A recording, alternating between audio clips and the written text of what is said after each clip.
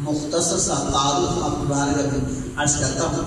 حضرت امام جعفر صادق رحمۃ اللہ تعالیٰ علیہ کی ولادت باسعادت 17 ربیع الاول 83 ہجری پیر شریف کے دن مدینہ منورہ میں ہوئی۔ امام جعفر صادق رضی اللہ تعالیٰ کی کنیت ابو عبداللہ اور ابو اسماعیل ہے، جبکہ لقب صادق، فاضل اور طاہر ہے۔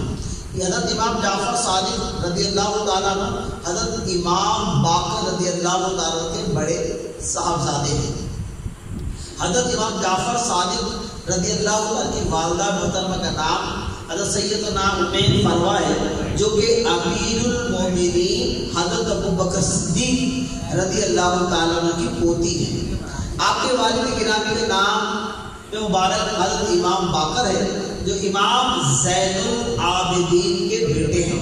یوں آپ رضی اللہ عنہ کی والدہ کی طرف سے امیر المومنین حضرت ابو بکر صدیق رضی اللہ تعالیٰ عنہ اور والدہ کی طرف سے حضرت علی رضی اللہ تعالیٰ عنہ سے جا ملتے ہیں، یعنی آپ رضی اللہ تعالیٰ عنہ والدہ کی طرف سے صدیقی اور والد کی طرف سے علی یعنی کہ فاطمی ہیں۔